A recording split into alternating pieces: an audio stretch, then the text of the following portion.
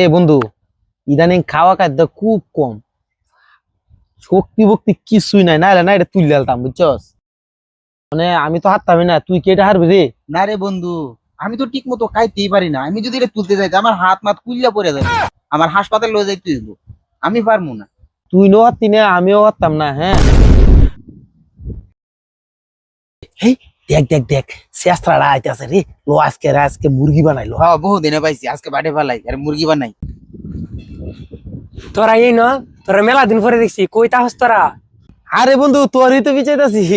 তুই বেটা কইতা হস। এ হুন একটা বেটা, এ কিতা কই হুনছ? তুই বলি এটা তুলতাতি না। অত্র এলাকার মাঝে আমি কইছি একমাত্র হালে তুই হারবে, কি বেটা বিশ্বাসই করে না।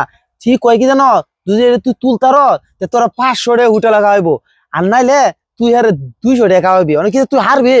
কি কস তুই 500 টাকা খাওয়াইবো? আরে আমি যদি এটা না তুলতারি তাহলে কেলা তুলবো? ই অত্র এলাকার মধ্যে এমন কোন লোক আছে? আমি হইলাম কি অত্র এলাকার সবচেয়ে বড় শক্তিশালী মানুষ? হ্যাঁ, আমি যদি এটা না তুলতারি 200 টাকা দেন তো দেমি, যদি না পারি তাহলে মনে করো যে জুতার মধ্যে গলা বেন দেয়া 1 লাখের মধ্যে ঘুরবাম। হে তোর কইছিলাম না হারবো হারবো। দেখছো দেখছো। আরে আরে দেহি না কতটুকু শক্তিশালী।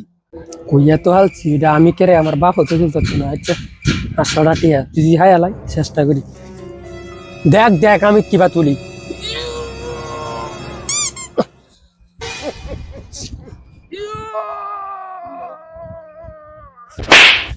বন্ধু কোমর টাস মাসে রে।